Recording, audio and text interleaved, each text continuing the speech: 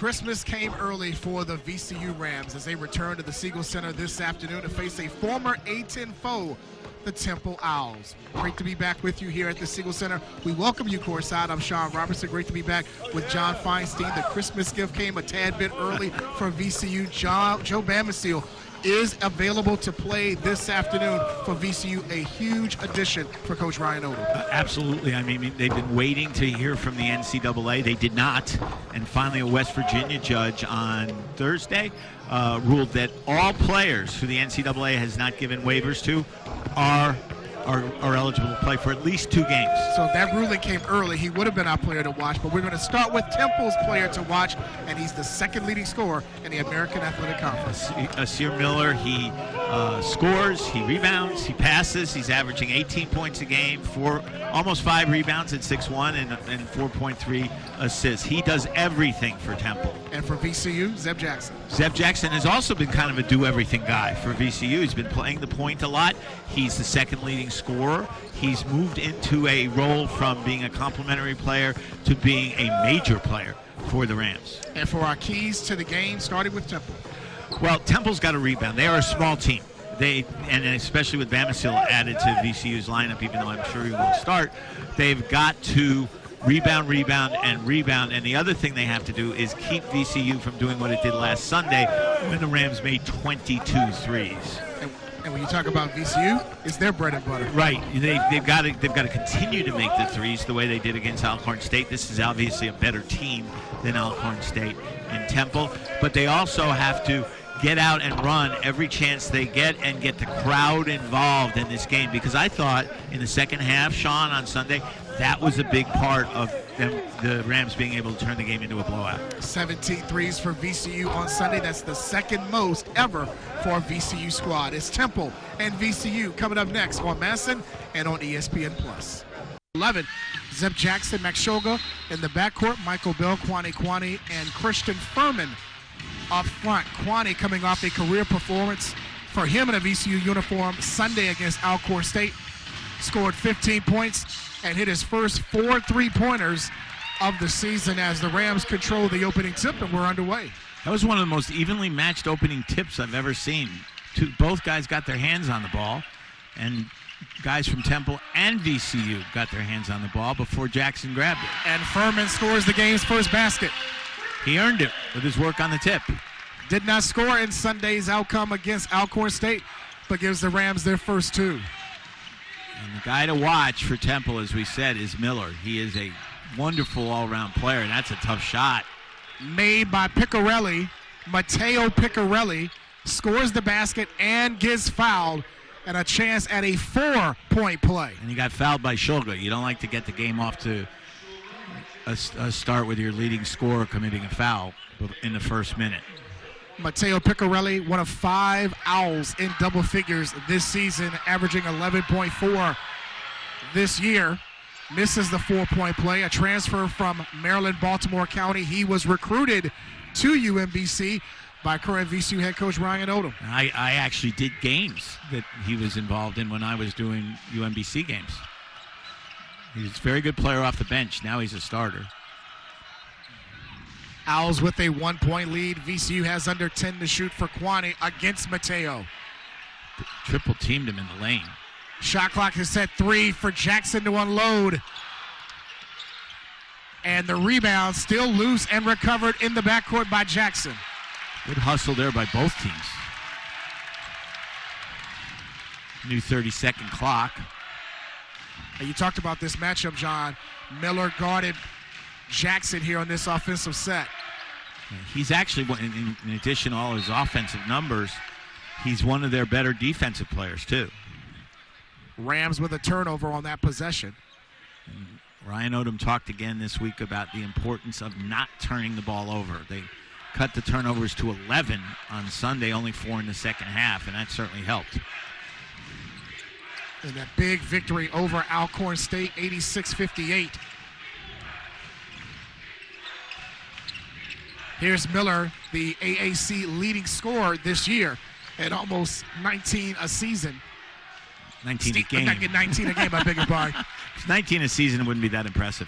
Steve Settle, the third, misses his first shot. VCU on offense and a quick foul. That is going to go against Barry, the transfer from Providence. Settle is another transfer, played at Howard last year on the Howard team and played a key role on the Howard team that won the MEAC title to get Howard to the NCAA tournament for the first time in 32 years. And in fact, Settle the third played here in this building last year as a Howard Bison. You and I did the game. That's right. Here's Shulga with a step back. I don't think the step back is Shulga's best shot. I think he's much better when he catches the ball and steps into the shot. Possession will stay with VCU. We've seen a lot of guys try that step back. Yeah.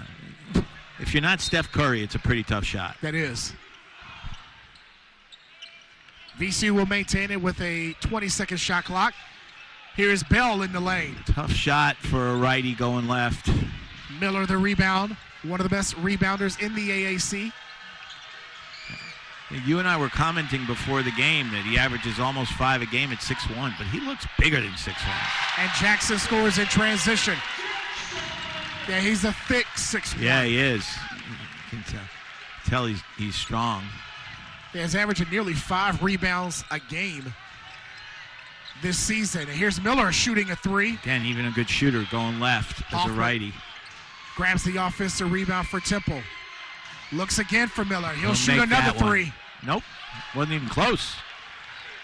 That's why people don't ask me to make predictions. He's the #1 shooter as far as attempts this season in the conference. 171 attempts in 9 games. Do the math. That's almost 20 a game. Here's Shulga again against Barry. Again, another step back. Hoffman the rebound. 3.5 minutes gone by in the first half, and VCU has a 1-point lead. Here's Miller. Had it go off him, and it will go back to VCU. He had a clear lane to the basket, but a good deflection by VCU. Good causes recovery. a turnover. Temple's second, and now the crowd is on their feet because for the first time this season, Joe Bamisile will see action for VCU. The transfer from Oklahoma by way of GW and also Virginia Tech, and he's also a high school area product, played at Monacan High School. First time in a VCU uniform. He got to practice with the team throughout his absence, but didn't get a chance to play until today. That federal ruling came down this past week. And worth noting that it only guarantees him 2 games. There will be a final ruling. There's a temporary injunction against the NCAA passed down by a West Virginia judge. 7 attorneys general signed on to the petition. And there will be a permanent ruling later this week. Here's Shulga into the lane and draws a foul. That'll go against Jaleel White, a redshirt junior from out of Whitesboro, New Jersey. Who's just back in the lineup. He missed 5 games. And he was questionable before the game, but he's able to play. Yeah, he's a Philly Big 5 Rookie of the Year selection. That's pretty high praise. That's darn high praise. Here's Bamisile's first shot, and the rebound squeezed in by Settle the third. Would have been too scripted if he'd made it, right? Here's Piccarelli with an air ball, and Fats Billups grabs the miss. VCU with that 1-point lead, 4-3. Both teams a little cold, and the building's kind of cold, isn't it? A little chilly. A few people have said that, including all 3 officials this afternoon. Here's Bamisile. There you go. First basket of the season for Joe Bamisile. First basket of his VCU career. Rams with a 3-point lead, 4.5 minutes gone by. And Bamisile gets whistled for the foul, and that brings us to a timeout with 15:26 to go in the first half. VCU leading 6-3. There's the first basket in the VCU career for Joe Bamisile. A little jump hook in the lane. He waited all year for that to take place. You can see the big smile on his face as that shot went down as VCU leads by 3 He was over well Temple. defended on that shot and was able to get it up. Well, that is a score, no question. He hasn't shown that a lot in his collegiate career, but when he played at Monacan, One year he averaged over 28 points per night for the Chiefs. Jaleel White had his hand in his face. Good steal there. Great defensive play by VCU with a 3-point lead. Toby Lawal in for the first time. He sets that pick for Shulga to go inside and scores. We think of Shulga as a shooter, which he is, but he can also drive the ball very well. When he gets going downhill, he's tough to stop. Last 4 games, Shulga really hasn't shot the ball well, only shooting 33%. He's a better shooter than that. You're right. Here's Settle the third against Fats Billups. That's and a scores. nice move. I didn't see that move last year. He was more of a defender / rebounder and has long arms, as you can see. Averaging just over 7 points this season. He scored 18 in that game when he was at Howard here at VCU last season. The game was close until late. Shulga gets bumped and draws a foul, and it looks like it'll be Hoffman, the guilty party. Again, nice drive by Shulga. He likes to go left and got bumped. Made sure the official saw that he got bumped, and he'll go to the line for 2. That might be one thing that will probably get him back on track. I mentioned only a 33% shooter the last 4 games. That dipped his yearly average to 40% from the field, but from the free throw line, he is automatic. 90% this season, and in his last 4 games, 20 of 21 from the stripe. He has no chance to make this shot. No, the jinx won't happen. He's a tremendous free throw shooter. He is, but he has that stroke that, as soon as he lets go of the ball, it's going in. There it is, no jinx. He overcame the Robertson jinx. And the team, right now, they're on a record pace. This year, they came in shooting 78% from the line. That's number 1 in the A-10. A big reason is Shulga. And traditionally, VCU has not been a great free throw shooting team. Middle of the pack, or bottom half of the conference, but they're number 1 this year. Here's Ty's Thweet inside. Bamisile trying to battle for the rebound, and the loose ball picked up by Temple, and another opportunity by Thweet, and he'll go to the line. Again, Temple is not a tall team, but they have a lot of wings forwards who are very quick around the basket, and that's what we saw right there. Shulga just picked up his 2nd foul, and that'll send the transfer from West Virginia to the line to shoot 2. He played 12 games in his 2 seasons with Bob Huggins at West Virginia. And lived to tell about it. Huggins, one of my favorite guys. I know he's had issues, but he's a great coach. I asked him one time a few years back, I said, Bob, why aren't you in the Hall of Fame? And he said, probably because you're my biggest supporter. He's in the Hall of Fame now. I was going to say he should have been in there a while ago. Yes, he should have. Shulga will have to take a seat with his 2 fouls. Zeb Jackson back in after Thweet made the first. And remember what I said after he committed the first foul in the first minute. That's not what you want if you're Ryan Odom and staff. So your leading scorer will have to sit. Jason Nelson, who's been the 6th man for VCU this season, has had big games in that role this year. Will have to play important minutes. Bamisile drills a 3. He's not rusty. No, he's not. And he's not timid. Great form there. He has 5. Here's White inside. Lawal the rebound. And stolen away by Temple. Good hustle by White there. Miller left open, and he'll shoot for 3. Wow, he's cold. Lawal another rebound and then draws another foul. It'll go against Thweet. What do we say? One of the keys to the game for VCU was to control Miller. So far, so good. He's 0-3, all from behind the arc. We talked about the connection between the 2 head coaches, Ryan Odom and Adam Fisher, both from the Terry Holland coaching tree. Ryan's dad, Dave, worked for Terry Holland for many years at UVA. And Jim Larinaga, who Adam Fisher worked for 9 years at Miami, also was an assistant under Terry Holland at UVA. So there's a genuine connection there. Bamisile, what another triple. Does he make a difference or what? 8 points off the bench for Joe Bamisile, and it's a 9-point VCU lead. Hard to guard a guy who catches and shoots so quickly. He's got half of the Rams' points. 3 out of 4, right? Yeah, 2 3-pointers, and Zion Stanford just turned it over. You can see the smile, the relief, the energy on Joe Bamisile. I think a lot of it is relief. Yeah. Just to be on the court. And as you mentioned, it's at least 2 games. So it's this one, Maryland Eastern Shore next Friday, and then we'll sit and wait to see if he will be able to play the rest of the year. Exactly. And he's not the only one. A whole bunch of other country, athletes. right. Yeah, absolutely. Bamisile, nice pass to Jackson for 3. When I was a kid, that pass would get you benched. But nowadays, it's routine. Here is Miller looking to get on track. Good hands. And Stanford had it go all they're going to say is stays with VCU. I thought it was close to going off of Stanford, but it will stay with the Owls as Furman and Billups will come back in, as well as Sam Hoffman. Sorry, it was good hands by Nelson there. And the official paused before he made the call. So it was close. We know it was close. Bamisile will take a seat along with Lawal. All Joe did in 4 minutes was score 8 points and hit 2 3-pointers. Well, and he's going to be on some kind of a pitch count. Yeah, I would think so. Because he obviously hasn't played in the game. And that's a different level from practice in terms of intensity. Nice drive. Jaleel White with a nice move. His first basket. Again, Owls are within 5. it helps Adam Fisher to have him back. And Temple now showing a little bit of zone.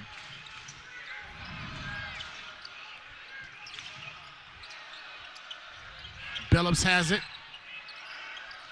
Jackson now on the drive. Good look inside to Bell, who scores. Sure was.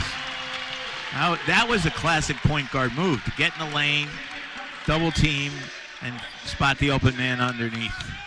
He's learning more in that role. Yeah, because he's been playing it more. It's primarily a 6-man and more of a 2-guard. Last year, as White draws a foul. You're 100% right, Sean. I don't remember him playing the point last year. Not much. Timeout on the floor with 11:32 to go, and VCU with a 9-point lead. Good look at the VCU huddle. Inside of it is the head coach of the Rams, Ryan Odom, in his first season here at VCU with a 5-5 record, 175 career victories in his career as head coach. And you also see, I'm sorry, Sean, you also see Matt Henry with the glasses on, a little taller. And the other connection is when Matt Henry was an assistant at Georgetown and he was running the Georgetown summer camp, one of the young men he hired to help him was Adam Fisher, who was then a graduate assistant at Penn State. So the connections are deep in this game. Fisher said he has a ton of respect for what Odom has done. And here's the steal by Nelson. Up ahead to Billups. Wow. Who brings it home for his first basket. Nice pass and great finish. That's what Ryan Odom wants to see. He wants to see his team get out whenever it can in transition. An 11-point VCU lead, their largest of the afternoon. Here's Hoffman stepping out for 3 and ringing it up. Temple needed that. Hoffman averaging 5.5 points per game this season, shooting right around 32% from behind the arc. Looked good on that one to pull the Owls within 8. And now another turnover. Here's Steve Settle the third, up ahead against Jackson, and he'll score. Jackson was smart there. He realized with the height difference that to try to stop Settle would only lead to a 3-point play. It's a 6-point game, just like that, a little mini 5-0 run Temple by Temple. Temple's still in the zone with Settle at the top. And Settle is 6'10" as part of that zone. Billups misses the 3 and the rebound to White. Since nobody admits to being a center anymore, you call Settle a point forward on defense. No question. He can handle it like a guard. We saw that last year with Howard. He can handle it like a guard, shoot it like a guard, run like a guard, but has the body type of a forward. Here's Miller into the lane, scoops it up. Still can't make one. And the rebound to VCU. And they have numbers, 4-on-2. Jackson to the rim all the way and scores. Well, the only number they needed was Zeb there. Nobody stopped the ball, and Jackson took advantage. And they're going to get Nelson with a foul. Of course, that's non-shooting. I think it's the 4th foul. Team's 5th. VCU 5th. So Bamisile will come back in along with Kwani. Bell will take a breather along with Nelson. And remember, Shulga on the bench with 2 fouls. He picked those up early in the half. And Ryan Odom isn't going to risk a third as long as VCU has this lead. 22-14, VCU with an 8-point lead. They've led basically throughout this first half. Settle the third, guarded by Billups. Here's White, a straight-on three. He was backing up as he took it, and that's why it was short. VCU looking to add to their lead by Bamisile. Back tap by Kwani, and a reset as Coach Fisher was hot that was not an offensive foul. Kwani converts on the triple. Once he made one, he stopped missing. What was he, 0 for 17? He was 0 for his Sunday? first 16. He made 4 of 6 on Sunday, and now his first in this game. He's 1 of 1. That was and a steal by Jackson. He's got numbers again, but slows up and waits for Billups.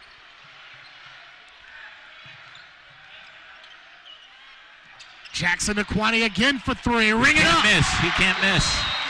Coach Fisher burns the timeout as the lead has blown up to 14 as Kwani has scored the last 6 for VCU from behind the arc. And Adam Fisher's still upset with the officials. And he went back to that tap by Kwani that Fisher thought was an over the back, and they didn't get the call. That's exactly what he was talking about. And you can see they're still arguing. VCU in the midst of an 8-0 run under the last 70 seconds. And Kwani, a big reason why, 6 of those 8 scored by Kwani. Kwani, who was mired in a season-long three-pointing slump, has now made 6 of his last 8 after from 0 behind for the arc. 16. Right. See, I could get the 0 for 16 part. I could do that. But 6 of his last 8 is pretty good after coming out of that stretch. I might make 6 out of 8 open layups. That's as good as I would get. And Adam Fisher still arguing. He needs to be careful. He doesn't want to get teed up right here. Now, he's talked to all 3 officials about that call. And all 3 officials have visibly demonstrated what they thought they saw. And one kind of showed the forearm. It was like he did not lead with a forearm. And the other one said he didn't lean with his hands. Now, you can go vertical and make that play as long as there's no contact. And the officials said that there was no contact by Kwani. And it converted into a three-pointer made by Kwani. Nice move inside by White over Furman. Gets his own miss. Settle the third for 3. And White gets an offensive rebound. Smart play by White, not forcing it to the basket. And Hoffman finally again. Get a 3. His second three-pointer of the half. He's got 6, and it's an 11-point lead. Kwani with the answer. Oh, he missed one. Take him out. Offensive rebound. Furman gets a chance for a three-point play. Score anyway. You mentioned pregame, rebound, rebound, rebound. Absolutely. I mean, you could say that before any game, but it's notable in this game because of the height difference. No question. No question. Furman, one of the nation's leaders in block shots this season, gets the and 1. He's got 4 so far in the first half. Did not score in the game against Alcorn State on Sunday. He scored today. Looking to try to complete this three-point play. Is a 58% shooter from the line this year. 2nd in the A-10 in offensive rebounds. 5th in total blocks. 6th in blocks per game. That didn't look like a 58% shooter right there. He'll take a breather for Toby Lawal. And rebounds right now favors VCU 12-10. And another key stat, we were talking about assists. VCU 8 assists on 12 made field goals in the first half. They are averaging right around 58% as far as assist to field goals this season. Miller with a step back 3 and Billups the rebound. Is he now 0 for 5? 0 for 5, 0 for 4 from 3. A lob to Lawal, and he lost it out of bounds, and it will go to Temple. And that brings us to our under 8 media timeout. 31-17, VCU up by 14 as you're watching VCU basketball on Masson and ESPN+. VCU with a 31-17 lead over Temple with 7:45 to go in the first half. We talked about Coach Fisher, the head coach of Temple in his first season with the Owls.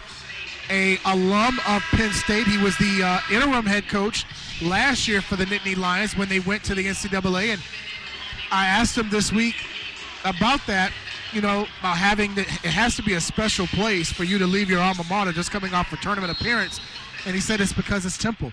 The history. He's a Philly kid, He's too. a Philly kid. Having the opportunity to coach behind John Chaney, the late John Chaney, Fran Dunphy, and to be a part of that Big Five, he said it was something that was hard to pass up. Yeah, you could tell. I went to the Big Five triple header a couple weeks ago in the Wells Fargo Center, which wasn't the same as the Palestras. Fell a little short there. A little bit. And I got to talk to Adam before the game, and he was just almost tingling at the idea, because they were playing St. Joseph's for the championship. Yeah. Because they'd beaten LaSalle in triple overtime, coached by That was a Fran great Dunphy. game. I got a chance to see that on television. Yeah. But that was a great game to watch. Had to be. I did not see it, to be honest. They look inside to Lawal. Well, good quick release there with the double team coming. Here's Jackson on the move. Nice move to the cup. That's always been his strength, is taking the ball to the hole. He's got 6 so far in the half, and it's VCU's largest lead at 16 over Temple. Here's Miller. Just lost it. Another Owls turnover, their 7th of the first half. Adam Fisher told me that he thought to win the game, they had to be under 10 turnovers. He did, yep. That's going to be difficult. Very difficult. Fat Billups will take a seat for the moment. All coaches are very conscious of turnovers, but in today's game, they always talk about the live ball turnovers. That was not.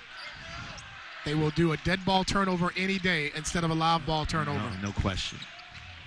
Bamisile against Settle the third. Bamisile on the drive. Boy, that looked like a foul. Gets his own miss inside and taken away by Temple. Here's Berry in transition. Settle the third has it. And good defense by VCU to get back. Well, and given Settle's last shot from that spot, good idea by him to back it off. Miller yet to score in this half. Shot clock is under 10. Piccarelli over Kwani, got fouled. And the rebound of VCU, saved by Nelson. There was contact after the shot, but no whistle. Nice play by Nelson to save that ball. Temple still, now they're in a 2-3. They were in a 1-2-2 for a while. VCU in the midst of a 13-3 run over the last 4 minutes. And Nelson draws contact on Piccarelli. That'll be the last non-shooting foul of the half for Temple. And Jaleel White will come in to replace Quante Berry. Yeah, you put VCU in that situation where they be shooting free throws the rest of the half. That's putting yourself in a real difficult spot to overcome. Yep. Down by 16, and you'll give them a chance to take free throws the rest of the half. Max Shulga back in for VCU. A little surprised by that, but he's a fifth-year player. He should know how to play without fouling. Under 10 to shoot for VCU. Nelson against Miller. A little stutter step. Saved by Kwani. No, and Lawal will finish strong for his first basket. That's not how it was drawn up, but it worked. Another rebound for VCU and another basket for the Rams as they're up by 18. Right now, two things that Temple had to have to win, Miller playing well and rebounding well, are not happening. Piccarelli long on the three. Shulga up ahead. Found Nelson in the corner, who hits another three. Nelson loves shooting the ball out of those corners. And Adam really can't afford another timeout. He's already used one. 5 made three-pointers and a half for VCU. A 21-point Rams lead. I did not expect this. Just as I didn't expect a blowout against Alcorn. Miller can't convert. Shulga the rebound. Miller 0 for 6 from the field. Here's Kwani with a nice catch and the finish. Nice look by Shulga. Being aggressive. This is what VCU did not do Sunday against Alcorn. When they got the lead up to 14. They kind of went back on their heels. and they are not doing that right now. 23-point lead. Settle the third. Tough shot. Yep. Offensive rebound. This is Akpomo with an offensive rebound and a chance to go to the line as we come to our last TV timeout. Thank you, John. 4 minutes to go in the half. VCU in control, up by 23. You're watching Rams basketball on Masson and on ESPN+.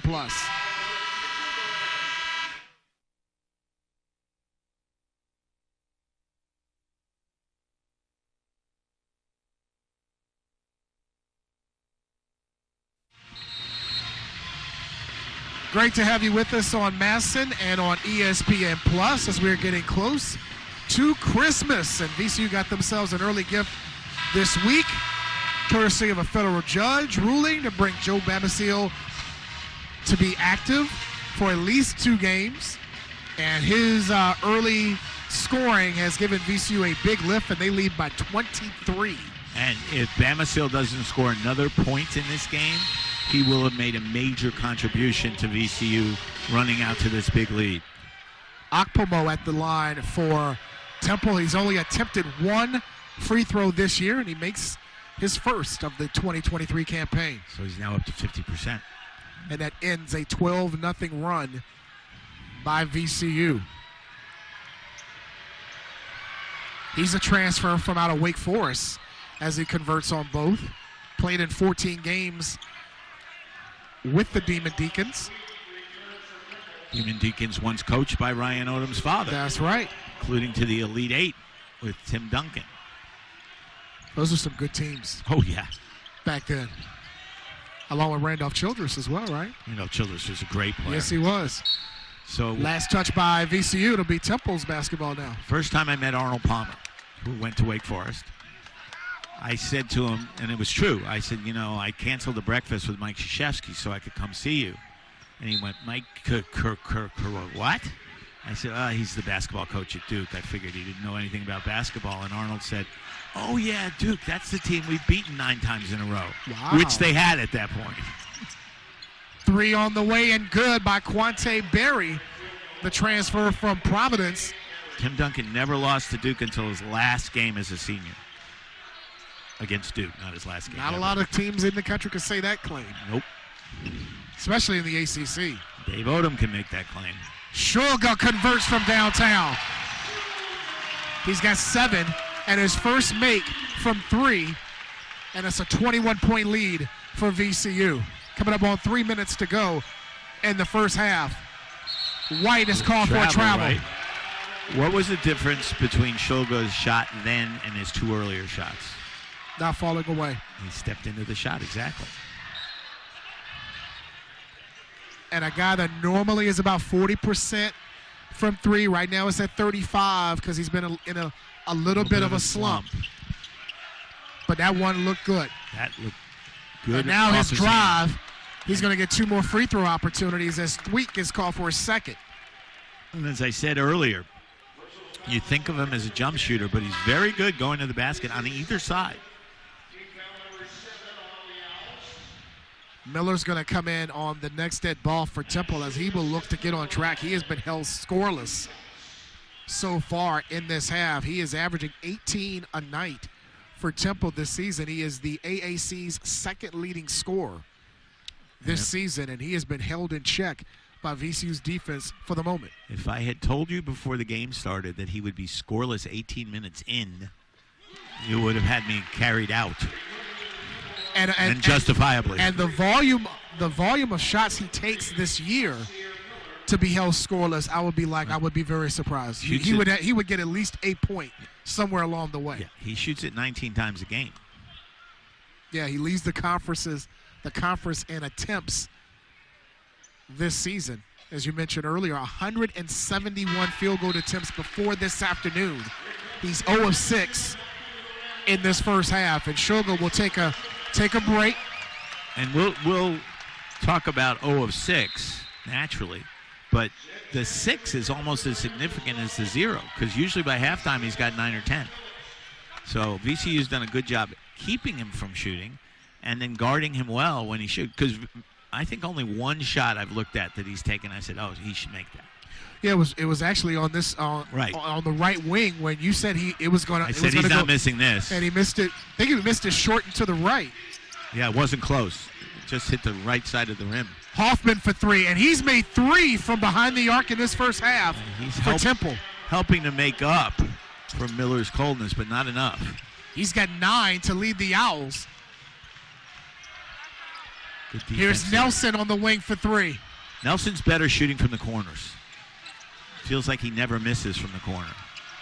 Temple down 20 as we're coming up on 2 minutes to go in the first half.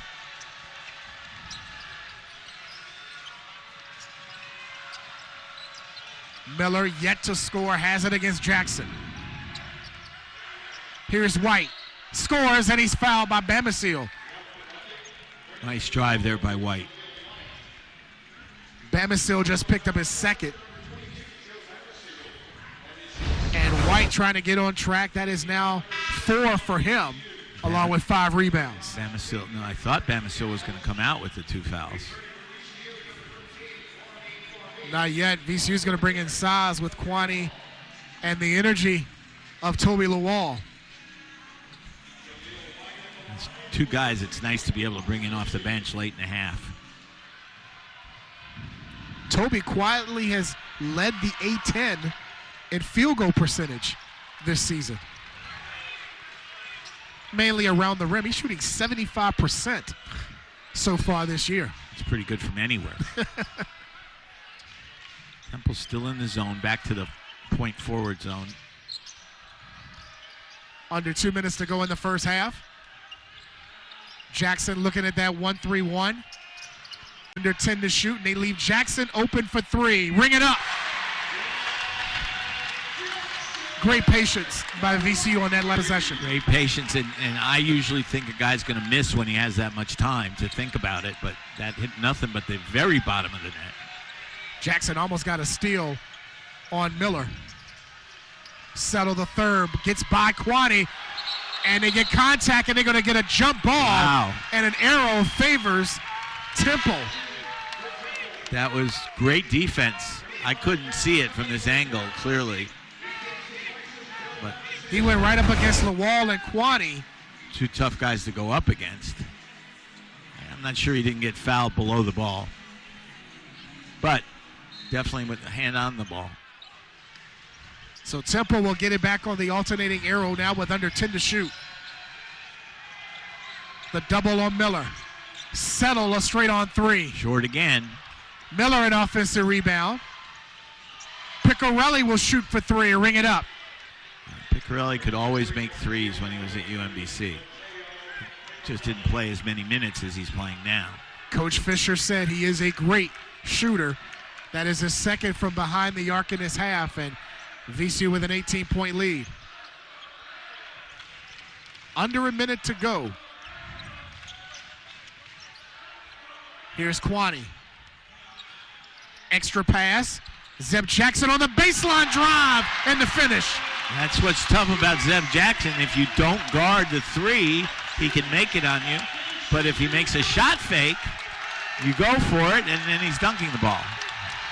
He's got 11 to lead all scores. Shot clock is off for Temple. See if they don't try to get a shot from Miller here to end the half to get him off the schneid. He does, and he'll go to the line as he draws the foul with 3.7 seconds left. Is there any doubt in your mind that he was going to shoot the ball one way or the other? The other 4 guys could have just been, 4 corners like you were talking about earlier, and just let him handle it himself. I remember years ago, Wake Forest, which was had great guards under Carl Tacey, went to the 4 corners in a game against North Carolina. And Woody Durham, the great play-by-play guy from North Carolina who did the games for more than 30 years, said, it's like being shot with your own gun. Once you saw that, you knew it was over. And Miller had missed the first free throw for a guy that shoots 76% from the line this year. He's already missed 1, made the second, his first point. Finally got the ball to go over the rim and into the basket. It came with 19:57 gone. They have a play here for this kind of time. Here's Nelson. Gets it across half court. gets it off in time. It would have counted. It would have counted. But VCU's got to be pretty pleased as they lead by 19 going into the break behind Zeb Jackson's 11 first half points. We're going to start our halftime activities from the Siegel Center with the Rams leading Temple 50-31 on Masson and on ESPN+. The second half here at the Siegel Center with VCU leading 50-31. And if you look at every important stat in the first half, favors VCU. Field goal percentage, three-point percentage, rebounds, forced turnovers, assists, everything. That was a dominant first half for VCU. Well, everything we said needed to happen for Temple did not. Everything we said needed to happen for VCU did. And rebounding was close early, not so close late. And the shooting percentages obviously are huge. Bell is back in as part of the starting five with Furman, Jackson, Kwani, and Shulga. When you double the opponent in shooting percentage, usually puts you in pretty good shape. No question. Here's Shulga, a straight on three. Backing up a little bit, right? He did it on that one, and out of bounds to VCU just a bit.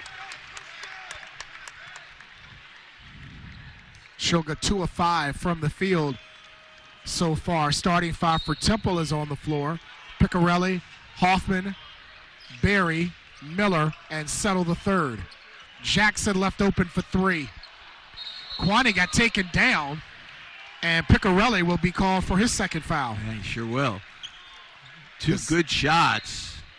I think they're gonna look at it to see if it might have been a flagrant foul. I don't think it was, from what I could see from here, but officials nowadays always want to be careful. No question. Better safe than sorry.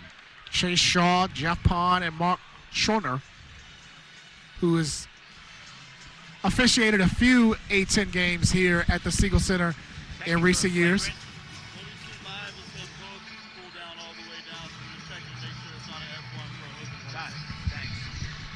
Chase Pond came to our table Chase Shaw, I beg your pardon. I got the two, combined the two officials. That was Chase Shaw who came to our table and gave us the explanation. Which is what we thought, that they're checking to see if it was a flagrant, because it was a hook and hold, and they're trying to see if the chin got hit as he was being taken down. And if that's a hook and hold, that's a flagrant That's an F1, right. And that's two shots in the possession for VCU. Right, and Temple hasn't touched the ball yet. Exactly. And when you're down 19, that's not the way you want to start the half. Well, I'll talk about what VCU has upcoming. Remember, this is all part of an 8-game homestand, and now the students are gone for Christmas break. Right. So VCU will have some games away, at home, but no students here, and that will continue Friday night when they play Maryland Eastern Shore. And then they will wrap up the calendar year home to Gardner-Webb, and then conference play begins January 3rd when they host St. Bonaventure. Mark Schmidt has always given VCU tough battles. Mark Schmidt gives everybody tough battles. Always has. And may not have those 3 to 5 star athletes, but he just gets them together. Well, who did he play for? Gary Williams, who was brilliant at that, at taking guys who weren't 5 stars and ultimately making them into a national championship team. And so he certainly not has surprising. Done that. He's certainly done that at St. Bonaventure.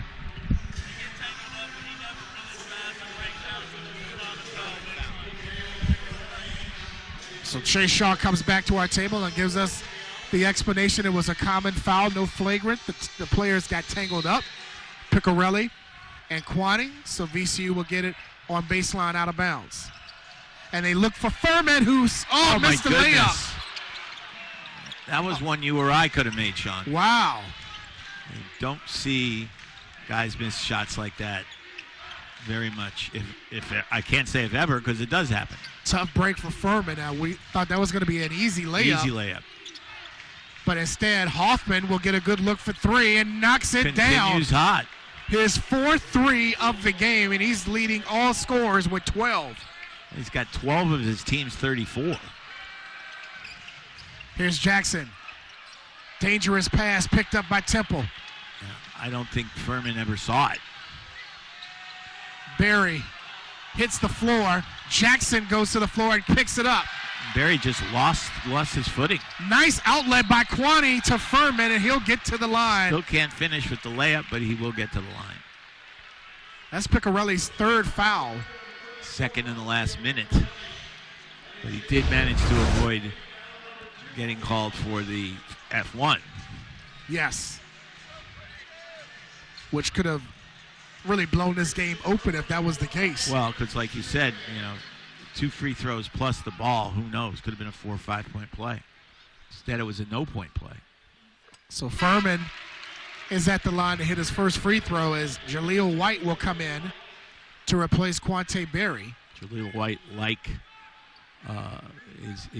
Jaleel White, I can speak English, is coming back from missing 5 games, so he's a little rusty. That's out of bounds off VCU. Chase Shaw says no. He says it was a deflection. Wow. He has a better angle as the trail.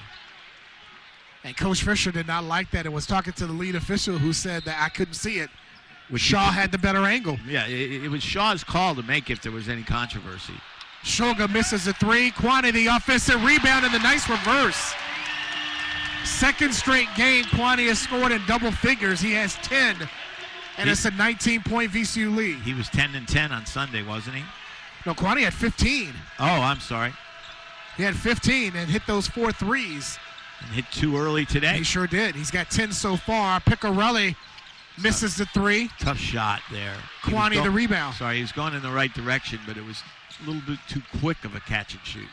Here's Jackson on the drive. Wow, he's missed 2 layups in this half, which is surprising. Kwani with the back tap.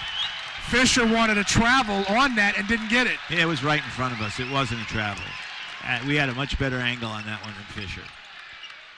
Nice look to Furman, and he had to go off his hands, settle the third, the steal for Temple. Good defense there by Shulga cutting him off because he's left-handed. Hoffman leading the wave with 12 for Temple, and now gets a goaltend, and he has 14 to lead the Owls. And I'm glad the officials didn't miss that one the way they missed the one on Sunday.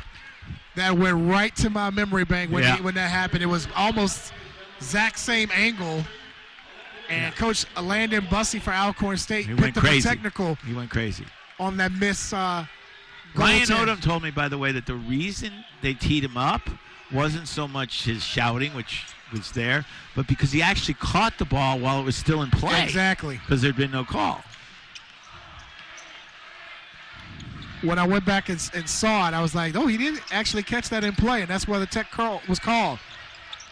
Here's Kwani on the drive, and we get a foul. That's going to be on Miller. Temple with 3 fouls here in the first 3 minutes. And that's not a good way to rally by putting the other team on the free throw line. This is an unfortunate stat if you're a Temple fan. Miller has as many fouls as points this afternoon. That's an unfortunate stat. How about that? A guy averaging 19 a game. He's got 1 foul and 1 point in the game. Kwani. He's getting more comfortable the last couple of games in this system. Scored a season best 15 against Alcorn State Sunday. He now has 12 to lead the way for VCU. I'm sorry, he's getting more and more comfortable. You can see it. So when that first 3 went down Sunday, he became a totally different player. He said that. I was listening to the post-game show with Rodney Ashby and Robbie Robinson, and he said that to them. He said he felt like a huge weight was lifted from his shoulders when the first one went in, and that's understandable. Here's Hoffman again for 3. Ring it up. Wow. Sam Hoffman now with 5 threes in the game. He's got no weight on his shoulders. He's got 17 of the 39 Temple points. Like I said, it's a very good thing for Temple that he's here. The transfer from Houston Christian. And Settle saves it before it went out of bounds. Good save by Settle. Here's White inside, and he'll score. It leads down to 14. White with 6, the team's second leading scorer at 14 a night. Ryan Odom doesn't want to call timeout, but he wants his team to, excuse the expression, settle down. Nice. The wordsmith.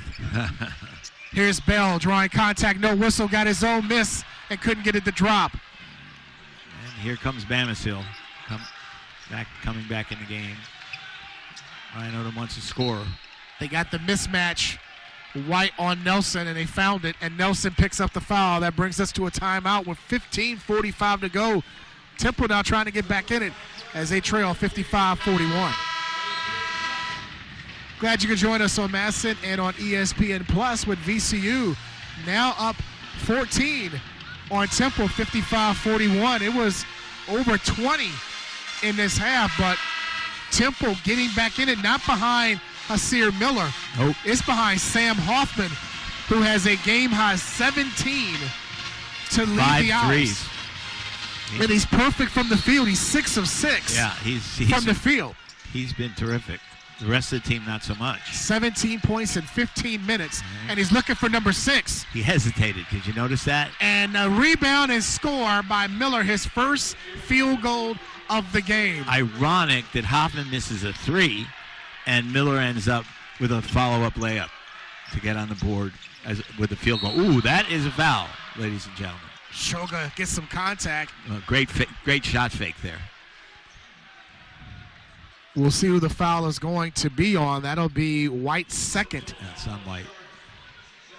But Shulga caught the ball, saw White coming, shot faked him in the air, and then he came down right on top of him. I was wondering that they were talking about whether or not that was in the act. And the head official is saying no, he was. The head fake. I thought he was. He was going in his motion. Up. Yep. He was going into his motion, and therefore he never got the ball up, but right. He was in his motion. And you don't have to get the ball up. You just got to show the motion. Right. You know who was the king of that years ago? Jeff Lamp. He was one of the great shot fakers of all time. Sometimes he would jump into the defender, but he still got the foul call. A Virginia legend. He is a Virginia under legend. Terry Holland. He was a terrific player. Shulga continues his hot streak from the free throw line. That's 2 more made free throws. He has 11, and the lead back to 14. Here is Miller to the rim and scores again. He's figured out that he needs to get inside. He's not going to worry about the three-point shot. He's going to go to the rim and now has 5. Well, sometimes that's how you get yourself going. Make free throws or make a layup. Kwani. Lawal had it and lost it. Last touch by Settle. They said it went off Settle's knee.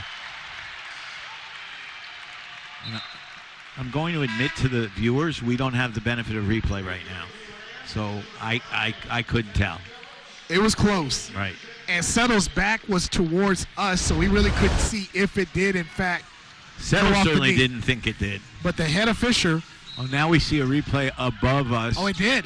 He got it right. Yes, it did. It was off of Settle. Bamisile off the inbound, in and out on the 3. And White the rebound, but Mark Fulcher got it right. Or Schomer, Reggie Pardon. Got it right on that call, and White again getting to the rim for Temple. And it's a 10-point VCU lead. If Miller gets going along with White, this can still be a ball game.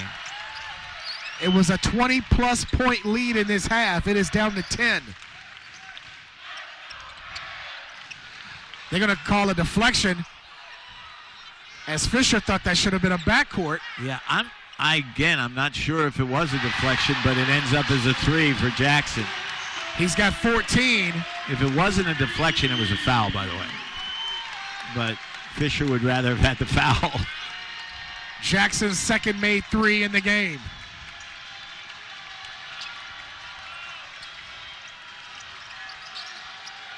Nelson hounding Piccarelli. And they're going to get Nelson, I think, on the foul. Yep. His third. Only the second one for VCU in this half. And Temple has 4 in this half, as Shulga will come back in to replace Nelson.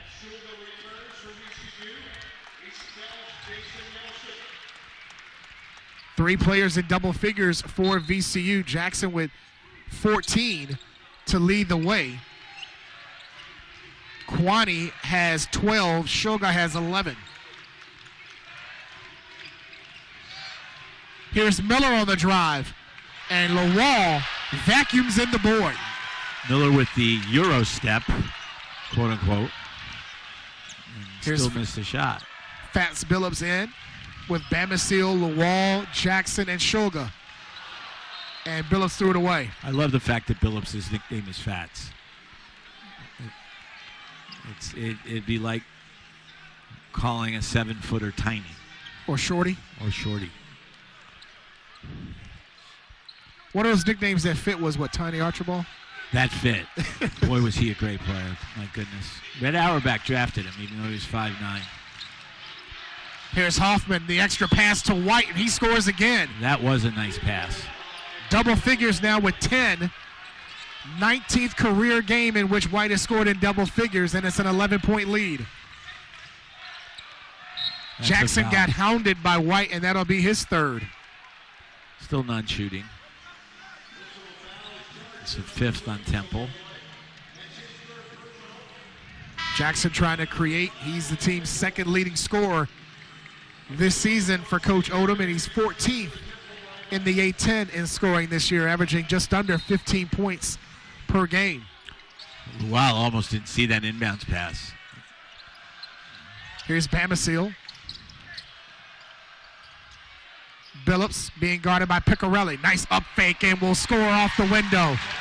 You could tell Billups thought that he could not be guarded by Picarelli.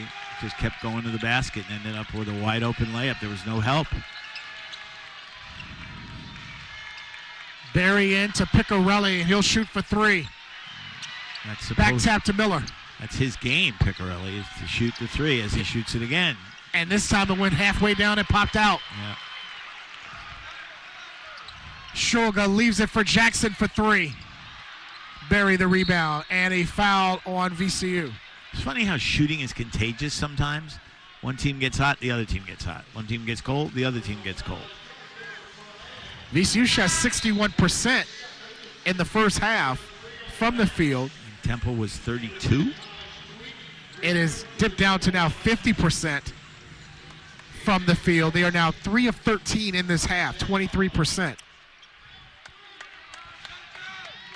Temple is shooting 61.5% from the field and has outscored the Rams 18-12. Sort of reversed roles in terms of shooting the basketball. Inside 12 minutes to go in the game.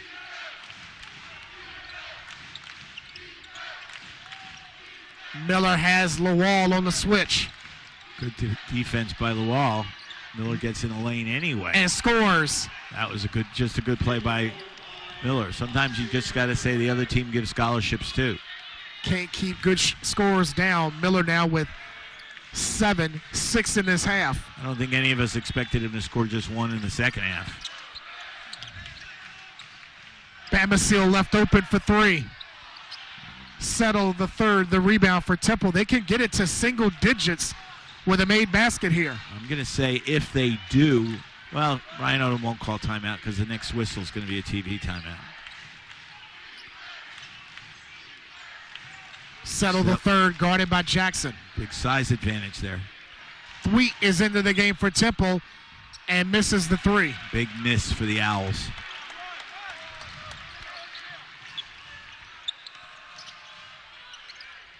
Here's Bamisile. Blocked by Thweet. Good block, clean block there by Thweet. Barry now in transition against Shulga, had his shot blocked. I thought he got fouled. Max with a good defensive play. Up ahead is Jackson. Foul Lawal, stripped by Miller. Ball still loose and recovered by Temple. A little sloppy here, both ends. But again, Temple with a chance to get it to within single digits. After being down 21. VCU in the midst of a scoring drought of over 2 minutes. Miller for 3. Still can't buy one from outside, can he? Nope, he's 0 of 5 from 3 here in the game. Coach Odom calling the play to get this team set up. Under 10 minutes to go. We're halfway through, and VCU up by 11. Extra pass to Bamisile. Loses it in the air. Jackson now goes on the baseline drive and the finish. Again, no help came. We've seen that more than once, and Zeb Jackson has taken advantage of it. And a timeout on the floor with 9:44 to go in the game, and VCU has a 13-point lead. You're watching VCU basketball on Masson and on ESPN+. 9:44 left in the game, and VCU with a 13-point lead over Temple, 64-51. VCU looking to win their second in a row after their 28-point win over Alcorn State Sunday. Temple's trying to win their third straight. This is their last true road game. Although they're going to go on the road. They're going to go on the road, but it's not a true road game. I know. It's the MTE or... They're actually going to the Diamond Head Classic, which is an MTE in Honolulu, which was the first of the MTEs really in the 1960s when it was the Rainbow Classic, named after the Hawaii Rainbows. And they're going to open over there. They have a 7 a.m. flight Tuesday. They're going to open over there with Nevada, coached by my old friend from Indiana, Steve Alford. I was going to say. And then after that, they could either see TCU with Jamie Dixon or ODU with Jeff Jones. 3 put up and made by Steve Settle III. He can make those shots, as you mentioned in the first half. The lead is back to 10. That is his first made three-pointer in this game. Shulga creating for Bamisile. He tripped over his own right foot. Shulga draws contact on Settle. And with that, we have another timeout on the floor. We got 32 seconds of play.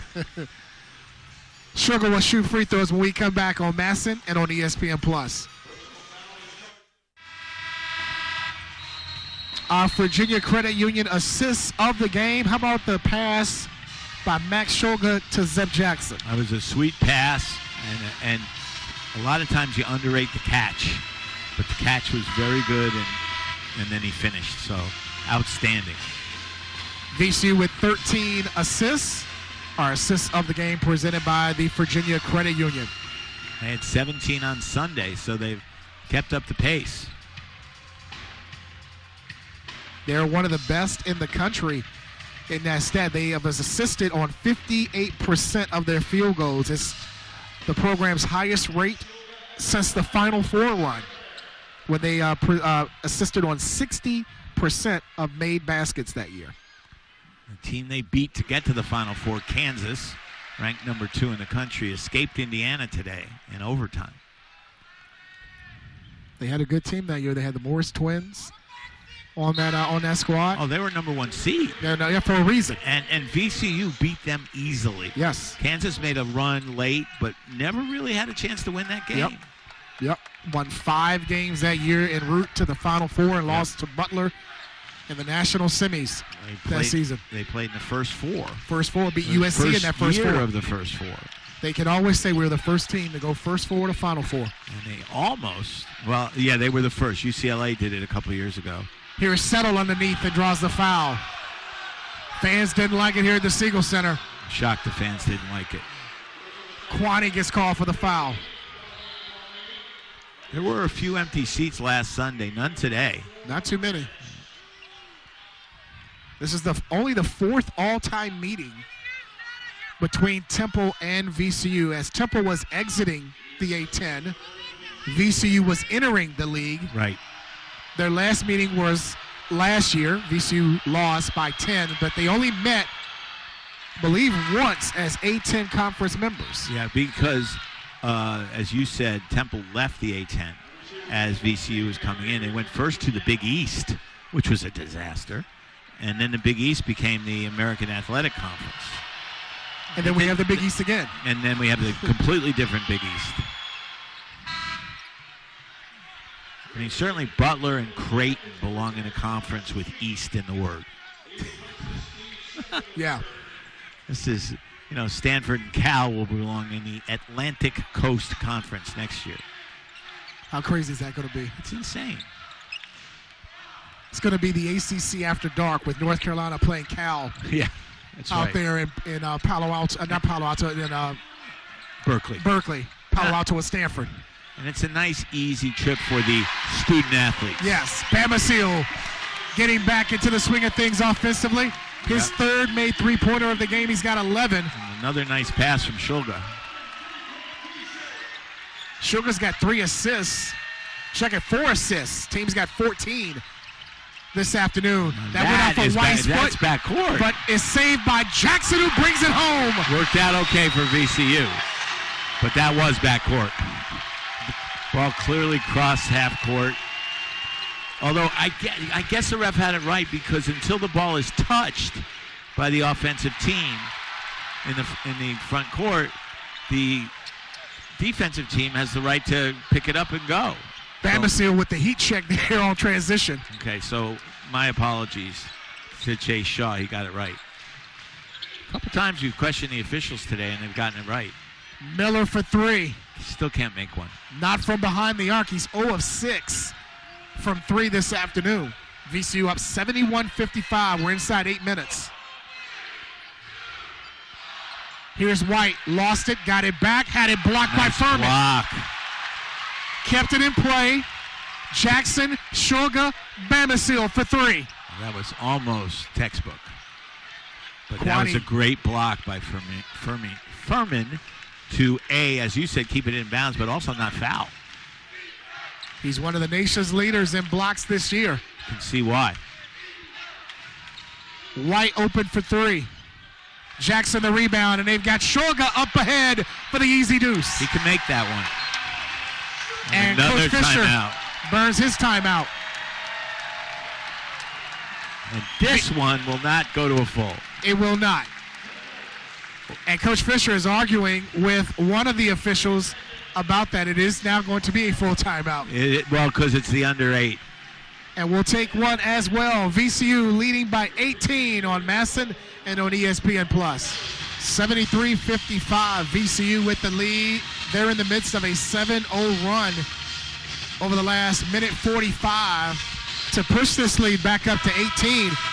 Temple, John, had it almost under single digits. They had it to 10. They had a couple possessions at down 10. Couldn't get it below that, and then VCU got back on track. Right. Sean Robertson, John Feinstein, and our entire Rams Unlimited crew here from the Siegel Center. This is a 8-game homestand that VCU is in. It will continue through the first of the year when conference play begins, as Miller falls away, in and out on the shot. Lawal kept his pivot foot down to get that rebound. I have a suspicion Miller's not going to look at this tape. You know what? He might. Well, he might if he thinks he can learn something from it. But what a frustrating day for a really good player. 3 of 13 from the field. And the 3 are layups. Yeah. And 0 of 6 from 3. Here's Shulga. Tough shot. Hoffman the rebound. Good defense there. And as Hoffman has had the really strong shooting today, 6 of 7, and has got 17 points. Settle with an off-balance shot that goes, and a chance at a 3-point play. That was a tough shot. That's one of those where I say tough shot, and what I mean by it is not a good shot. But when it goes in, it's a good shot. That's a horse shot. Yeah, exactly. You're playing horse right. in the backyard. That's a shot that he's like, try this. Give me the H and the O right there. My daughter beats me at horse. She does. Yeah, she does. She can shoot. I can't. Settle misses the opportunity for 3. That was not a pretty free throw. He played against VCU last year as a member of Howard, had 18 points, 9 rebounds, and 3 steals. And played in the NCAA tournament for Howard. Here's Jackson. Gives it up to Nelson. Just lost his footing there. Bell. Nice pass to Lawal, who brings it home. That's what Nelson was planning. If this was hockey or the University of North Carolina, he'd get the second assist. Lawal with his 4th point. I was going to say only his 4th point because he had been feeling it the last few games. He had a double-double against Alcorn State Sunday with 10 and 10. See, I knew somebody was 10 and 10. Toby had the 10 and 10. You were close. I just got confused. It was a post player for VCU. Yep. And an air ball for Hoffman. Shot did not hit the rim, and they did reset on the shot clock. Now they did, and they stopped possession. That shot clock did reset for about a half second. Which it shouldn't have. But the clock went back to what it was originally looked at. The officials are going to have to figure out where it should be. So I wasn't looking at the shot clock, so I'm not sure.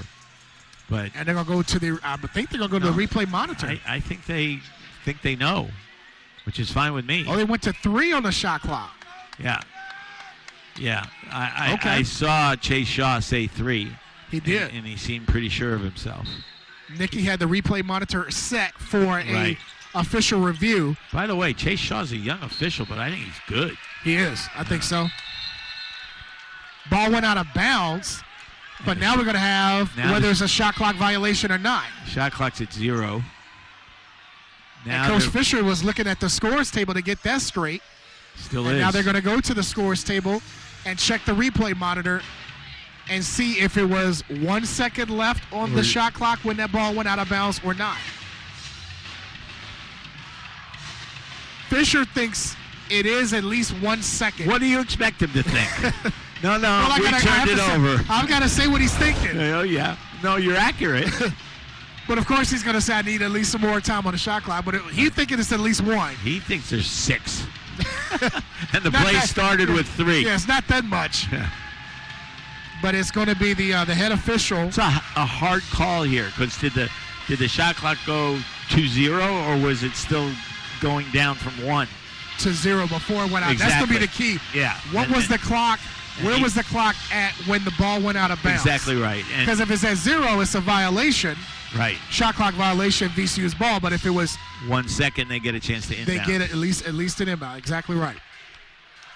And every team in college basketball, pro basketball too, has a play if there's 1 second left. The Temple kids they were lining up as if it was their ball, and then Adam Fisher called them over. There we're going to get the explanation straight from the lead official. And they're going to give him 1 second. Mark Schulner is going to come over and give us the official explanation.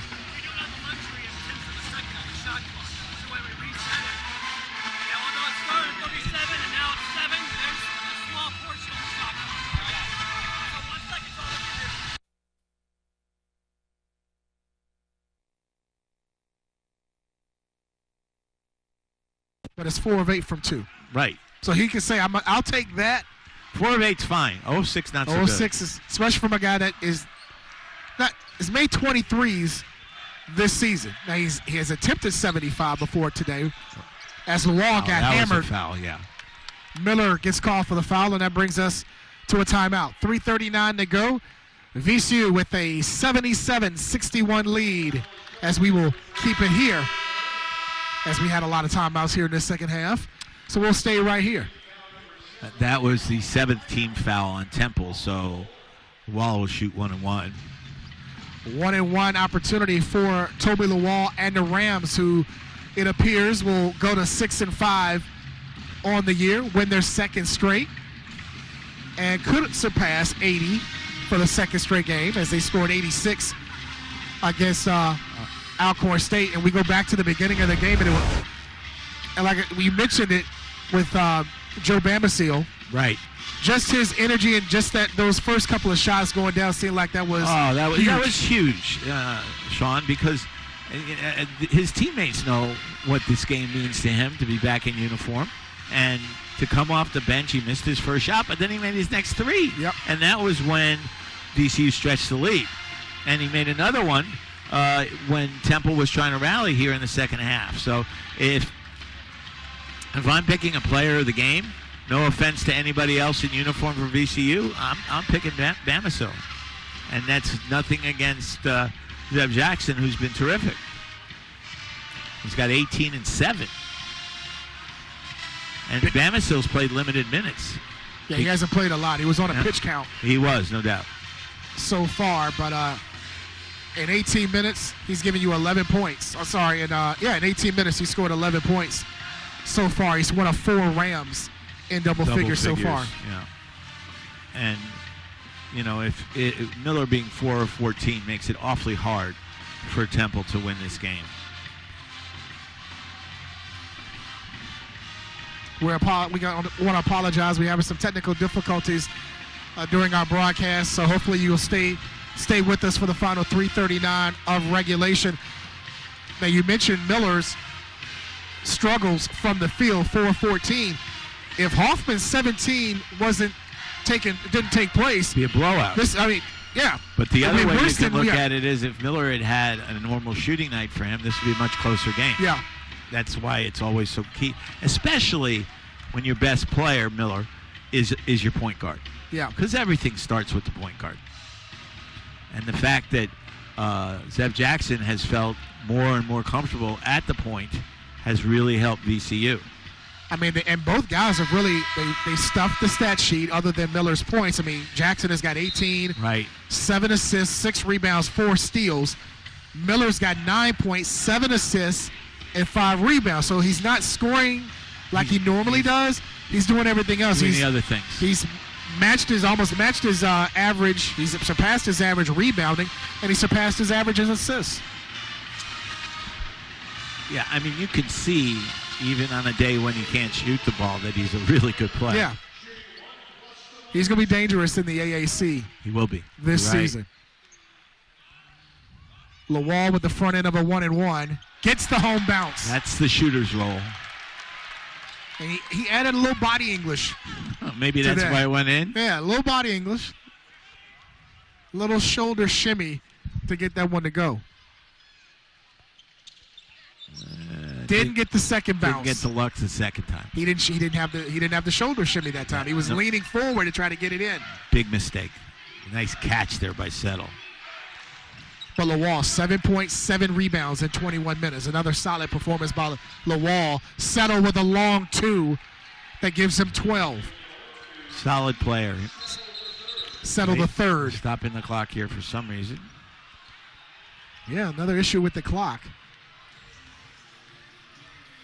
And that doesn't happen too often. Well, everybody's having technical issues. Oh, they're going to look at whether it's a 2 or 3. That could be it. Yeah, they're looking. Because the official in the corner, who was right beside Settle, Jeff Pond, said if it was a 2, it was signaled a 2 at first. But Pond and Shaw are at the replay monitor to see if, in fact, he was behind the line or not. It's a 2. And they credited it right. number 2. Yep. Jeff Pond was right on top of that. He was. And Shulga made the point to us that they have to check it right away. Yep. Especially if there's a stoppage. They got a stoppage and get it done. Right. Shulga tried to create and found Nelson to reset. Coming up on 3 minutes to go in the game, and VCU 15-point advantage over Temple. No need to rush, but no need not to run your offense. Double teamed out there. Now a triple team. Nice effort by Lawal. Gets it off in time. Hit the back of the rim. That was the 49-inch vertical leap. Yes, it was. Yes, it was. Here's Piccarelli for 3, and he hits. He can make threes. And it's a 12-point lead with 2:40 to go. Piccarelli now with 9 on his third made 3 of the game. And Temple has 1 timeout left. 4 possessions in 2:40 with some guys that can shoot the 3. You're still in it. I mean. Well, that's why you keep playing, even if you're behind. I have a feeling that if they can't get a steal fairly quickly, you're going to see them start to foul. And VCU is the wrong team to foul. They are the wrong team to foul. They are the number 1 team in the A-10. The next 2 fouls will be 1-on-1s. So that puts a little extra pressure on you. Yeah, coming into today, they were tops in the A-10 in free throw percentage at 78%. That's 13th best in the country. And understand something. This is a little bit of a chess game between the coaches because Temple has stats in front of them that tell them who to foul and who not to foul. And, of course, VCU has the same stats saying this is who we want with the ball. It's a good foul shooting group on the floor for VCU. Yeah, Nelson's at 72%. Jackson's at 87%.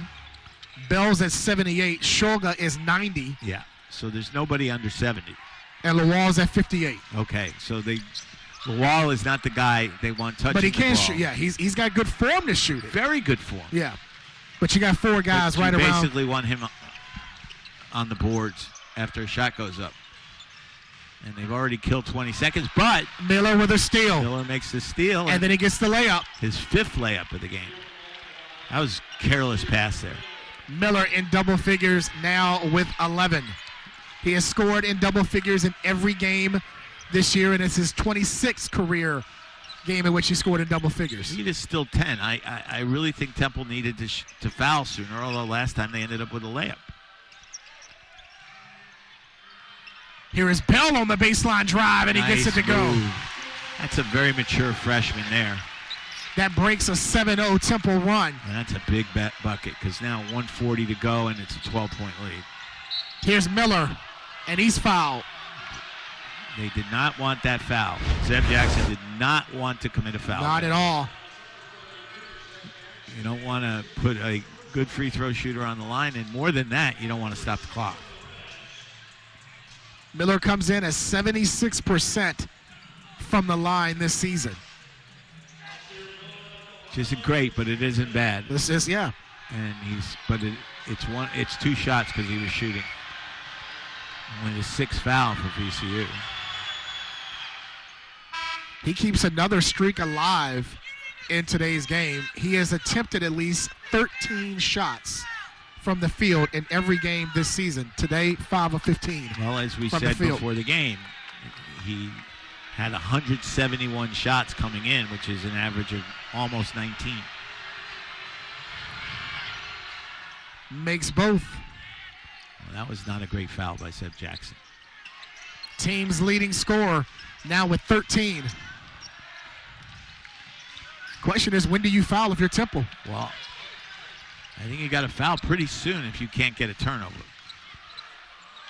And Adam Fisher, I thought he wants him to pressure them but not foul yet. And they've already used up almost 20 seconds. Well, here's the right guy with the ball, Shulga, shooting over 90% from the line. He's who you want on the line. White becomes the first player in the danger zone with his 4th foul. Team 8th. So it's still a 1-1, but Shulga gets that opportunity from the stripe where he has been automatic just about this season. What is he, 22 for his last 23? Well, counting today, he's 28 of his last 29. Wow. Now 29 of 30. Good gracious. That's good. Just a bit. Just a bit. When you can say I've missed 1 free throw in the last 4+ games, you take that. And he's been getting to the line, too. Yeah. Yeah, now going into 5 games, he has attempted 31 free throws. He made 30. So about 6 a game. I mentioned Steve Alford before. He missed 2 free throws in a game on a Saturday. The next day was Super Bowl Sunday. He came into the gym and shot 500 free throws and did not miss 2 for almost the rest of the season.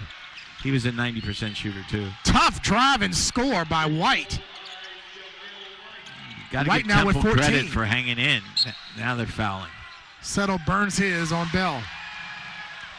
Settle the 3rd, picks up his 2nd. Yeah, I was going to say now, with it at 10, maybe it's too little too late. You had about 90 seconds and it didn't burn the foul as quickly. You're under a minute to go and now have to use the foul. It's their 9th team foul to send Michael Bell to the line. Remember, this is a freshman. It's a good free throw shooter. Yeah, he's at 78% from the line this season. He's like, so what, I'm a freshman. Watch me. That's his 5th point of the afternoon. The freshman from London, England, played in the French under-21 league, developed that body. And we've talked about it this season. He does not look like a prototype freshman. Same league that Victor Wembanyama played in. I'll get his name sooner or later. Here's Miller against Jackson. Falling away. White the offensive rebound. Taken away by Shulga. Yep. Here's Shulga in the open floor and brings it home. He plays passing lanes as well as anybody. And that's the dagger, as Steve Buckhantz would say. 19 for Shulga. And 2 steals. Miller for 3. His first. Finally made one. His first of the game. Took him 39 minutes and 35 seconds. And uses his 3rd foul. Now, he only came in shooting 27% from three, but this is a guy that can fill it up. He's 1 of 7 tonight from the field from three.